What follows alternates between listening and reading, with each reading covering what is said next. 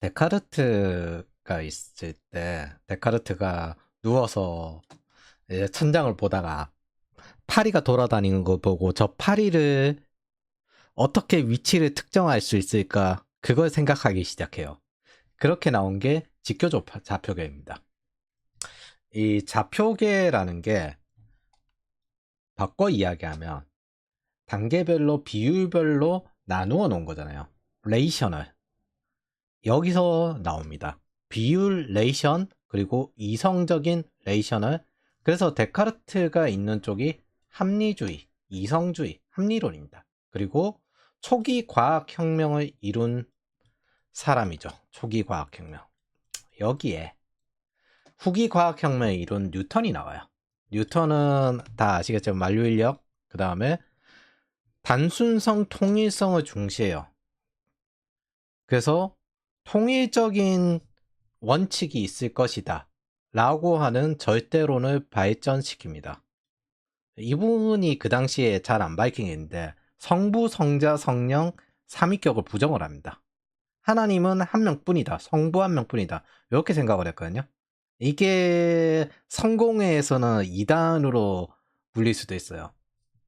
그래서 이분은 단순선 통일성을 중시합니다. 우리가 흔히 알려지기에는 이 당시에는 전부 만물학자였는데 철학자인데 수학을 한 사람 이렇게 알려져 있고요. 그 다음에 뉴턴은 과학자인데 수학자인데 신학이나 철학도 했던 사람 이렇게 알려져 있는 경향이 있습니다.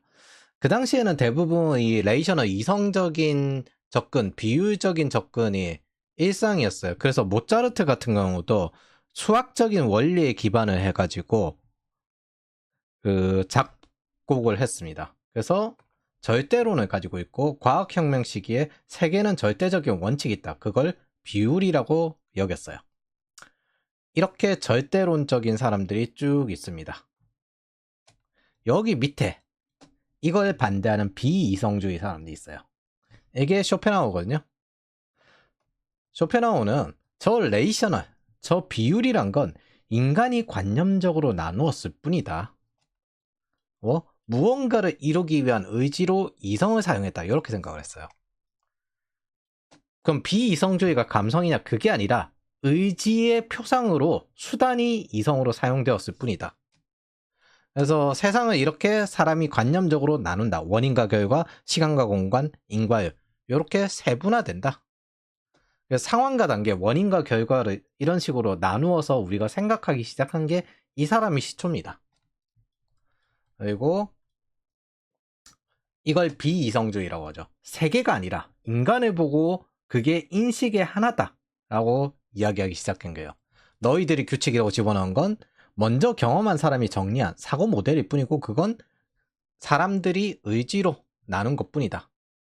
참고로 공간과 연민 이거 중시한 것도 요 분인데 윤리의 기초다. 공간과 연민이. 이 사람이 감정이 없으면 윤리적으로 나쁠까 우리가 생각을 하는 것도 요 사람의 영향을 많이 받았습니다. 개인적으로는 감정적인 사람이 더 나쁘고 규율을 어기는 거 많이 봤습니다. 사기꾼은 공감 능력이 끝나져요. 그리고 이런 식으로 개인적인 영역을 많이 이야기를 하고 그 다음에 나누고 의지를 많이 강조를 하다 보니까 정부 권력층, 주류층에게 인기가 없습니다. 인생에는 보통 도움이 잘 돼요. 그리고 집단주의자가 아니라 개인주의를 추구했기 때문에 헤겔, 그리고 마르크스, 과학적 사회주의 하는 사람들이 제일 싫어합니다. 잘 보면은 저기 위에 합리론과 반대적인 입장에 취하고 그 다음에 집단주의도 아니기 때문에 특히 상당히 싫어하는데 과학을 절대성보다는 의지 그리고 통합보다는 분리를 이야기하고 집단보다는 개인을 이야기하는 경향이 크기 때문입니다.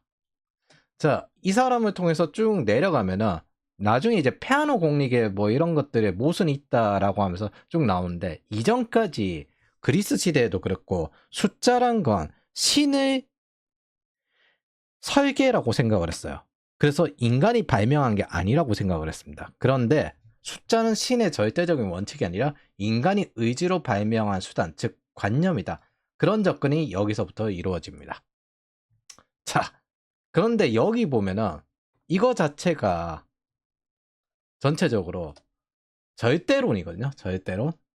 거기에 반대편 상대성 이론이 나와요. 이 절대론의 전체적인 특징이 뭐냐면 세계는 고정되어 있다. 저 직교좌표계로 나뉠 수 있고 저렇게 고정되어 있다. 그래서 절대적인 세계가 무언가가 있다. 그 가장 대표적인 과학혁명이 시간과 공간은 고정이 되어 있다는 뉴턴입니다. 그런데 아니다. 시간과 공간은 상대적이다. 여기서 나온 게 아인슈타인의 상대성 이론입니다. 그럼 뭐 거기에 절대적인 물리법칙, 이 만류인력 같은 물리법칙이 있는 거다. 단지 계산 방법이 좀 바뀌길 뿐. 그래서 그 지구상에 있는 이제 우리가 고등학교 때 배운 것들은 뉴턴 역학들은 지구상에 있는 방식이고 전체적으로 세밀하게 하려면 상대성 이론으로 그 치환을 시켜야 되거든요. 그 공식들을. 그래서 거시든 미시든 똑같은 절대 법칙이 있는데 그 공간이 시간과 공간이 변한다. 이 직교좌표계가 변한다는 뜻입니다. 이 상대론이란 것. 그리고 이건 상대적이다. 여기서 이제 쭉 이어져요. 아, 사람들의 공간은 상대적이다. 사람들 개개인마다 시간이 가는 속도가 다르다. 이런 식으로 접근되는 게 이 세계관을 전달한 게 아인슈타인입니다. 그런데 여기서 또 나와요. 양자역학. 아니던데? 절대 법칙이 없던데? 변하던데? 거시규칙과 미시규칙이 다른데? 양자 단계로 들어가면 다르던데? 그러면서 통계적으로 확률적으로 접근하기 시작하게 됩니다. 즉 통계 확률, 여기서는 수학이었는데 통계 확률이 중시되기 시작해요. 확률상으로 절대적인 게 없다는 식으로 넘어가기 시작을 해요. 절대적인 물리 법칙이 없다. 법칙은 실시간으로 만들어지더라. 너네가 선언적으로 찾은 건 그 규칙은 오프라인이고 온라인으로는 실시간으로 계속 보고 피드백해야 된다. 근데 모두 알 수도 없다. 그래서 너네는 측정해서 패턴 하지만 확신은 안 돼. 이거 확률적이야. 즉 여기 위에는 절대적인 세계 법칙이 있고 그거에 대해서 결정론적인 예측이다. 모든 입자나 이런 걸 알면 결정론적으로 알 수 있다라고 했지만은 그 개념이 망가집니다. 그럼 결국 어떻게 찾아야 되는데? 랜덤 때려 맞추면서 법칙이 실시간으로 만들어지는 거, 그리고 상황이 바뀌면 상이 바뀌면 그 상태 변화거든요. 상태 변화가 바뀌면 그 법칙도 바뀌어. 그래서 절대적인 법칙이 없고 통계 확률이야. 너네가 이전까지 했던 사고 모델이란 건 그냥 선언적으로 경험을 찾은 것 뿐이고 과거 사람과 지금 사람은 다르게 동작할 가능성이 높아. 확률적이야. 개인적으로도 다 달라. 이렇게 접근하는 게 복잡계 네트워크 사고 모델입니다. 그걸 전체적으로 집단적으로 전체론으로 볼 수는 있어도 그거 거시규칙과 미시규칙도 다른데, 그래서 롤로 치면 있잖아요. 한 캐릭터를 활용을 하는데 어느 정도 전체적인 통계는 있을 수 있어요. 근데 장인은 그 상성을 뛰어넘을 수 있어요. 경영 규칙은 몰라도 오타쿠 CEO가 올라와서 이제 어떤 애니메이션이나 어떤 뭐 이번에 키티 CEO가 나온 것처럼 그런 식으로 시장을 더 제대로 이해해서 경영자보다 더 높은 경영 성과를 낼 수도 있습니다. 이거 뭐 기존의 법칙들이, 기존의 사고 모델들이 동작을 안 하잖아요. 그래서 뭐 실시간으로 사고 모델이 만들어진다. 법칙이 만들어진다. 그럼 계속 보고 피드백을 해야 되는 상황이 되는 겁니다. 아, 이거 절대적으로 뭐 하나 케이스 바이 케이스 하면 되는 줄 알았는데 그 케이스 바이 케이스가 통용이 안 되는 거예요. 그리고 우리가 흔히 배우는 그 객관식 문제 푸는 게 이 케이스 바이 케이스들을 많이 적용을 합니다. 가장 대표적으로 영어로 따지면은 문법이죠. 문법. 어떤 문법을 익히면 옛날에는 오프라인에서 익히면 온라인에서 다 대응할 수 있을 거라고 생각을 했으나 AI가 튀어나오고 난 다음에 그거 하나도 소용이 없다. 그냥 많이 굴러야 된다. 그리고 난 다음에 정기적으로 회고를 해야 된다. 이런 식으로 접근이 바뀌게 됩니다. 즉 오프라인에서 알고 있는 지식이 온라인에서 실전에서 활용이 안 되는 게 대부분이고 인간의 온라인 자체는 그렇게 동작을 하지 않는다. 이게 인간을 좀 더 파악하고 뇌과학적으로 발전하다 보니까 한 가지 깨달은 게 있어요. 한때는 자극 플러스 반응, 자극을 주면 반응이 난다 이런 식으로 생각했습니다. 그러다가 뇌라는 기관에 대해서 탐구를 하기 시작하면서 인간은 머릿속에 무언가를 때려박아서 알고리즘이 되면 그 오프라인에서 나머지 모두 하위 구조가 동작을 한다라고 여겼습니다. 그런데 지금은 이제 밝혀진 거는 뇌까지 안 간다.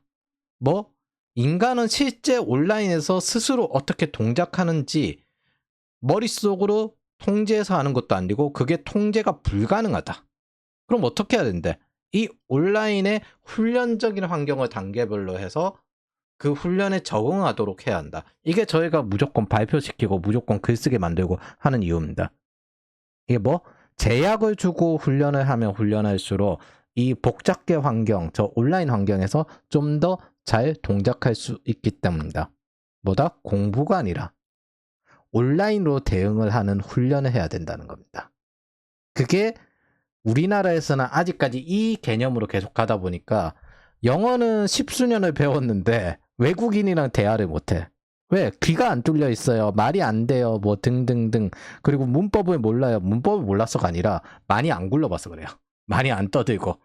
경험론으로 접근을 하게 돼야 됩니다. 그리고 그게 내 신경이 적응할 때까지 계속 노출을 시켜야 돼요. 뭐 신경이 다시 회복할 수 있도록 어느 정도 강도까지. 과도한 대역폭이 있을 경우에는 그 신경이 너무 많은 부담이 되거든요. 적절한 대역폭을 꾸준히 단계별로 접근을 해야 됩니다. 왜? 영어 가능하신 분들도 미국에 가서 계속 이야기하고 그리고 또 새로운 분야 익히고 그러면 있잖아요. 스트레스 받아요. 대화하기 힘들고 한국어인데 한국어로 이해를 못하는 그런 분명 한국어인데 이해 못하겠다 그런 것도 있잖아요. 그걸 영어 버전으로 하면 더 스트레스 받죠. 그런 것처럼 이렇게 굴러서 각각마다 에너지 효율이 또 다르고 여러 가지 내용들이 있습니다. 그거를 우리는 사실 먼저 간 사람들의 영감을 받아가지고 그걸 마치 절대적인 규칙처럼 보는 게 아니라 이런 패턴이 있다. 이 패턴이 잘 통하는가 안 통하네 그럼 다른 패턴을 찾아야 된다. 이런 식으로 접근을 해야 됩니다. 그게 복잡계 네트워크 사고 모델이에요. 사실 이게 단순화시킨 건데 이게 계층도 있고 그 다음에 네트워크끼리 연결하는 영역들도 있기 때문에 그래서 요즘은 실시간으로 계속 데이터를 분석해가지고 가설을 설정하고 좋은 결과가 나오는지 보고 경로 의존성이라서 뭔가 미래 결정론적 예측이란 게 없습니다. 비결정론적이고 비선형적이라서 단계를 나눠요. 한 번에 가는 게 없어요. 예를 들어 예전에는 선형적이라서 어떤 이런 것들도 사실은 규칙을 알면 된다고 생각하는데 그게 그게 나누고 하고 사실 이거대로 안 갈 수도 있다. 이런 게 지금 애자일 방법론이나 AIR 프레임워크나 그런 일하는 방법이 달라지게 되는 겁니다. 판교 휴먼체 같은 경우가 실리콘밸리의 경영 기법이 적용된 건데 대부분 사람들이 착각하는 거는 과거 1920년대 적용된 과학적 관리법에 속하는 제조업 방식이나 아니면 회계나 이런 것들이 속해서 맥킨지 같은 컨설팅이 나와가지고 쓰기 쉬운 용어로 하고 5살짜리도 알아들을 수 있게 해야 된다 라고 하는 그런 방식들이 디트로이트 방식들이거든요. 그리고 디트로이트, 뉴욕, 그리고 난 다음에 이제 실리콘밸리 경영기법으로 바뀌었는데 그래서 실리콘밸리에서 나오는 그런 여러 가지 경영 테스트 모델들을 실시간으로 써보면서 용어가 거기 버전으로 바뀌어요. 그래서 번역되기 전에 사용하기 때문에 용어를 계속 쓰게 됩니다. 제가 예전에 경영 공부할 때 가장 크게 착각한 거는 이게 어떤 학이라고 착각을 했던 거예요. 경영학이라고. 그거 하나 통용이 안 됩니다. 하나 통용이 안 돼요. 왜냐하면 학문 체계가 아니라 실전에 온라인을 돌아오면서 각 지역별로 미국은 사실 한 나라가 아니라 여러 나라가 연합체잖아요. 근데 각 지역별로 발전시켜온 경영기법이 다 다르고 각 산업별로 발전시켜온 경영기법이 다 다른데 그 경영기법을 그대로 하나의 거대한 통합적인 흐름이 있을 거라고 착각을 했던 거예요.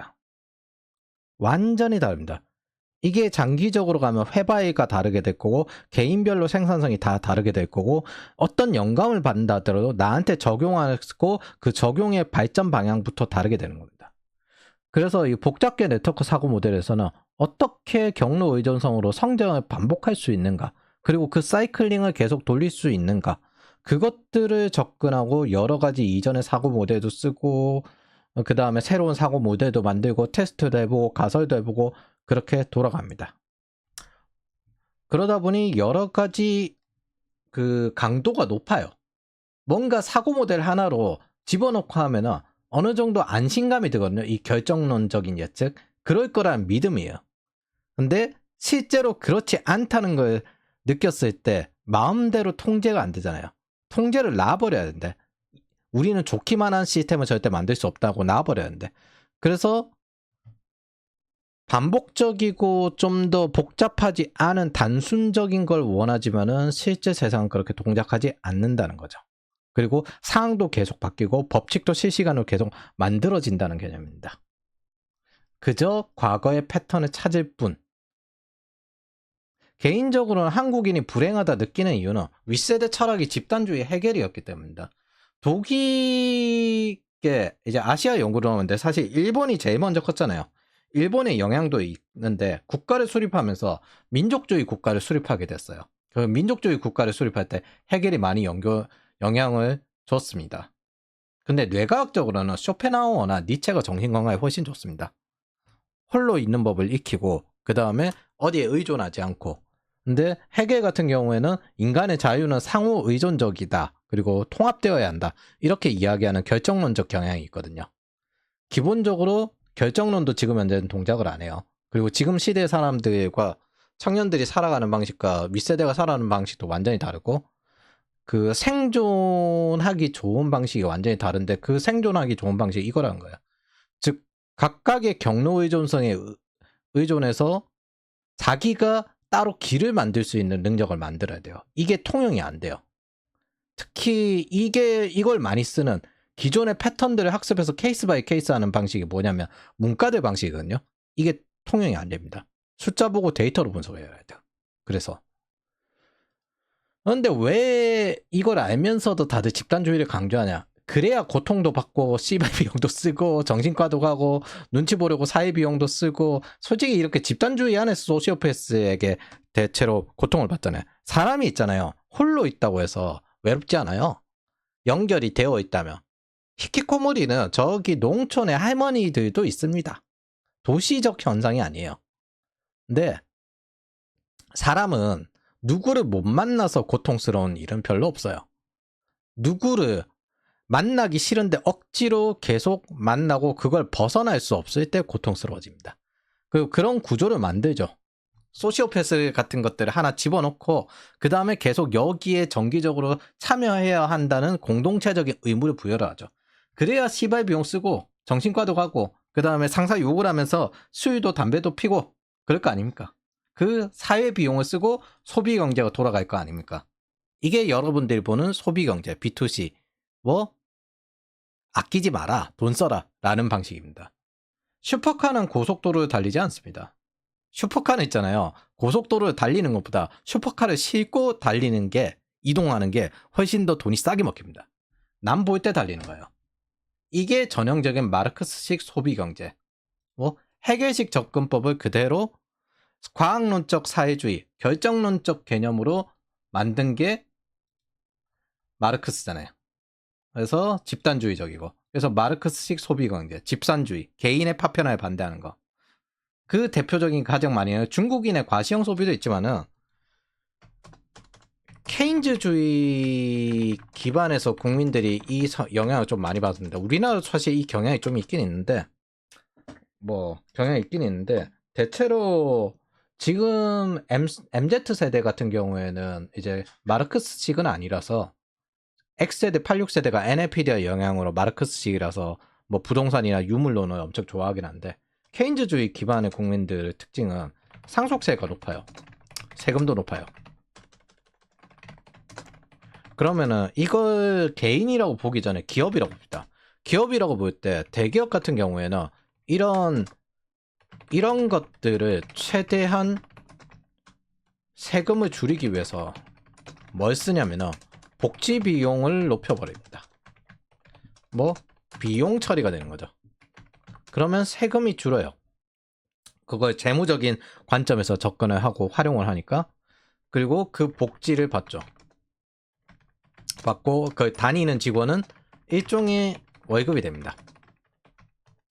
월급 실수령을 아끼는 연봉이 올라갈 때 누진세 구조로 되어버리면은 이게 차라리 기업이 복지 비용을 지출해가지고 아끼게 해주는 게 오히려 대기업 직원들이 적게 쓰고 남는 돈이 더 많게 만드는 그런 구조가 될 수가 있어요. 나름의 전략이거든요. 그러면 결국에는 대기업이 돈을 쓰게끔 만드는 거잖아요. 세금을 많아서. 개인도 마찬가지입니다. 죽기 전에 다 써라. 그런 구조로 소비 구조를 굴리는 방식이 이 세금 기반으로 정부 주도 정책을 하는 것입니다. 그런데 이게 나중에 어떻게 되냐면 장기적으로 일자리가 줄어요. 계속 저걸 하려면은 세금이 계속 올라가야 되거든요. 근데 어느 순간부터 이제 소비의 한계가 도달하게 됩니다. 그리고 사람들은 돈이 없으니까 저출산으로 이어지고 계속 넘어가게 하다가 부동산은 오르고, 이게 그러면 이제 중국같이 일자리가 주는 것도 있고, 사실 여러분들이 한국도 이게 문제라고 하지만은 독일도 사실 구인 배수의 한 0.3? 지금 구인 배수가 0.2에서 3 정도 될 거예요. 얘네들 스태그플레이션 지금 6분기째거든요. 이게 전 세계 다 지금 비스무리해요. 어중간한 균형 경제하는 곳이 다 비스무리합니다. 그래서 지금 현재는 그냥 전형적인 디플레이션 상황이고, 이런 때는 시장 중심 경제로 돌아가는 국가 말고는 이걸 고통 없이 버티는 곳은 거의 없습니다. 시장 경제가 돌아가는 국가도 고통이 크지만은 미국이나 일본이 좀 독특한 사례인 거지 일반적으로는 다 이렇습니다.